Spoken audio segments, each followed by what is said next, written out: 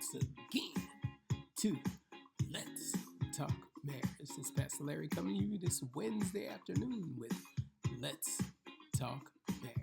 All right. All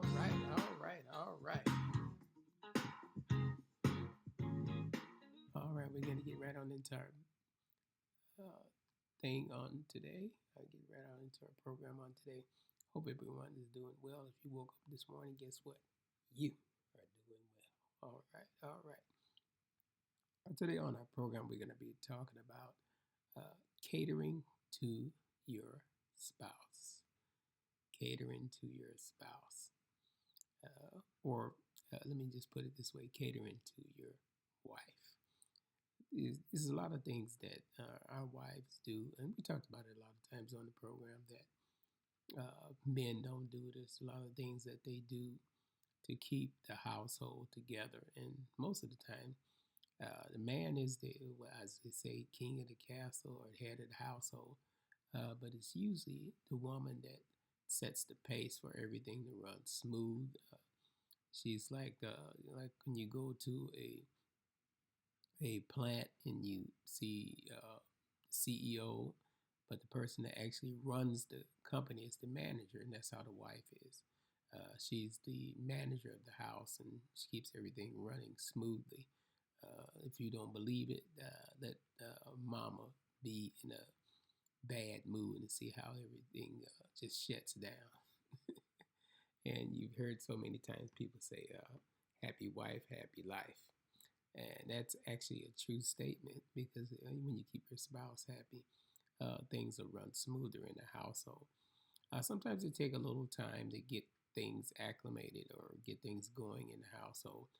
So you have to make sure that you're both are working together, not working against each other. And you see a lot of times in couples, they're working against each other. You should always be working together to keep the house running smoothly. But it's mainly the wife that keeps everything running. She keeps the meals going. Most of the time, she keeps they have to get the kids ready for school and set the pace for dinners and keep the household up and things like that. And there's nothing wrong with helping her out. Sometimes we have to, part of catering to our spouse is helping them out around the house. There's nothing wrong with you having to do laundry sometimes, or even wash dishes. And, we should always be taking out the trash. I told my wife when we first got married, oh no, the man always take out the trash. She might get it together, but I usually always take it out. So we have to make sure that we are doing these things, just the little things that keep everything running smooth in your household. And sometimes you have to listen to your wife vent, and a lot of times we say, oh, they fussing. It's not that they're fussing. A lot of times they have to vent, so we have to let them vent when things are going wrong, or things are upsetting her, or stress levels are up. We have to let them vent, and sometimes it's just a matter of just sitting there and listening to them, and not even saying anything, just sitting there listening to them, and let you know that you're attentive to their needs. So we have to make sure that we're catering our wives. If they have a backache, give them a massage. There's nothing wrong with that. Give them rub their feet. Help them, with every little thing, counts in a marriage, and every little thing can't be, the little things can't be overlooked. So we have to make sure that we are doing those things. And a lot of times we want to get intimate, but we're not helping our wives out, and not doing anything around the house. And it's not always about the money, but that is an important part of it. But it's not always about the money. A lot of times it's more being attentive to our spouse. And then in turn, your children will notice that dad always catered to mom. So guess what? When they get in their relationships, as men, they'll be attentive to their spouses. And as women, they will expect anyone that they be with to be attentive to them. In other words, they won't settle. And a lot of times you see generational curses that go on and on. That's because Mama had a husband that was unattentive, that was always abusive, always neglected him, and that gets passed down to generations. Guess what? Your daughter, that's all she knows, and that's all she's seen, and a lot of times she will go into relationships where men being mistreated by men because that's all she knows. So we have to make sure that we are setting the pace or being an example to our children, so they'll know the things they should be looking for and the things that they should know and do in a marriage or in a relationship. So when they get in these relationships, they won't be expecting anything, because sometimes these people, we talked about it so many times on the program. These people, these guys are sometimes they're just users. They like to use women. They have several different women, and they think that make them a man, but that does not make you a man because you have several different women. True man, it caters to one woman and has one woman or one wife. Not no side chick, no side piece, and all that. They don't get into all that. That's what a real man, being a real man, is all about. And we have to make sure that we are catering to our wives. Sometimes they ask you to do things. You're like, oh, I just sat down. Make sure you cater to them by doing things without uh, getting upset or being mad about it. Sometimes we, as men, we once we get in our relaxed state, it's to seem like the time they always need us to do something. But there's nothing wrong with it. You can always go back to your relaxed state. And just be helpful to our wives. And a lot of times with the generation, back to the generational curses, a lot of women grew up where they saw their dads or their fathers abusing their mothers, and they get used to seeing stuff like that. That's why so many times it seems like every relationship is the same. You go from one abuser to another abuser because that's all you know. So you have to make sure that we're being an example to our young people, so they'll know that that's not normal to be abusive or have someone that's not attentive to your needs. And we have to make sure that we are very, very attentive to our wives' needs, and just be there to cater to them, for whatever they need, and just practice being a loving husband. Because sometimes you have to, if you grew up in a household where you didn't see that, or you grew up with a single parent and you didn't see that, you have to make a point of practicing in it. Because again, we've always said on the program, there's no such thing as a perfect marriage, but you work toward perfection, and it's in doing so. It's a lot of fun, and it's very adventurous, and you discover a lot of things about each other. I remember when I grew up in a pretty much in a single parent home because my dad left. We were small when he left, but I had the example of seeing my grandmother and grandfather that was married over 50 years. I had a pleasure of seeing them and how they interacted with each other, and I decided to be more like him. As in, he was a great role model as being a husband. I saw how he was with a husband. He was always catering to my grandmother. That's why I saw that. So I was fortunate enough to see that.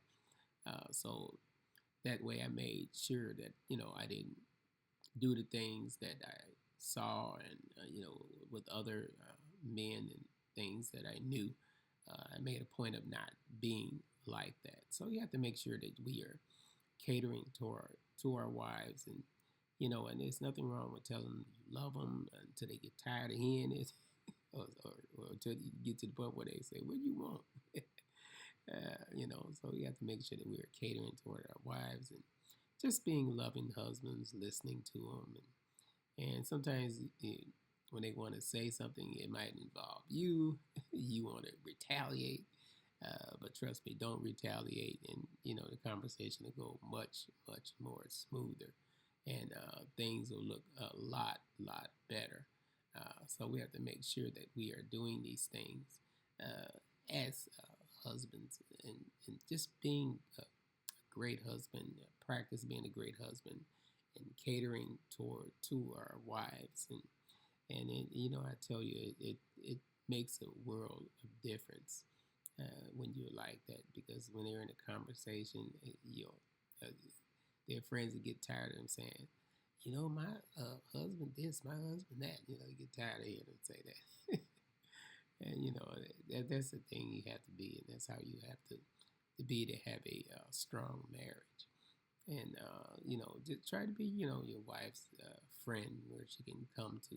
There's some things they don't can't talk to you about, but for the most part, let them be able to come to you with just about anything and feel comfortable with it, because they know that you're going to cater to them if they're not feeling well. And sometimes when we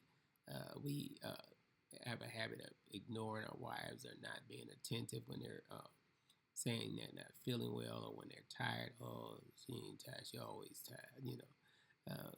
Listen to them. When they say they're not feeling well, make sure that because sometimes they'll not be feeling well and won't go to the doctor. So make sure that you encourage them to go to the doctor, and sometimes if it's just a short appointment, or if you have the time, just go with them to the appointments and things like that, to encourage them. Make sure we are listening to our spouses, and sometimes that's the hardest thing to do, is to be a listener. And a great communicator is always someone that listens. Someone once said a great communicator is a person that don't speak when someone is talking. They listen. So we have to learn how to be a listener, and that's part of the path to be catering to our spouses. So we have to make sure that we stay on that path of being a great listener and supportive of our spouses, because there's so many things that are going on. There's so many things that our spouses go through, and especially if they're in the working world, if they're working and running a household, or that's even more. And if they have small children, listen to them, give them a break sometimes. Take little Johnny, little Mary, and spend some time with them. Give your wife a break, so she won't, because we hear so much about mothers with postpartum depression. We have to make sure that we watch our wives when after they're new moms, especially new moms. Make sure that you're catering to them, helping them out with the baby. And there's nothing wrong with getting up in the middle of the night, even though you got to go to work. Everyone has to go to work nowadays. So make sure you get up in the middle of the night, help them out. Because when you do things like that, that'll make her day go smoother, and that'll give her some time for herself. Because a lot of times women go through depressions because they don't take enough time for themselves. And even during stressful times, if you're catering toward your wife, you both can make it through the stressful times. This is Pastor Larry. We're going to be signing off until we meet again with Let's Talk Marriage.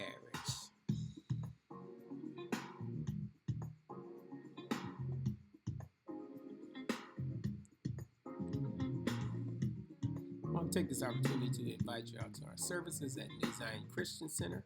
Our services begin our start on Sunday mornings at 11 a.m. We're located at 15014 Desplain Street in Plainfield, Illinois. Until we meet again, this is Pastor Larry with Let's Talk Marriage. All right. It's church time. Make sure this Sunday you find yourself at church. I know the weather has been kind of up and down with the cold weather. Well, we Chicago. We from the Illinois area. We're used to cold weather, so that should not be an excuse for not going to church unless it's like sub-zero. That's a different story. But if it's like sub-zero and things like that, that's a different story. But we're used to the cold weather, so make sure that we are attending church. Keep someone encouraged. Make sure you encourage your spouse first of all, but keep someone encouraged and be an example. Until we meet again, this is Pastor Larry with Let's Talk Marriage.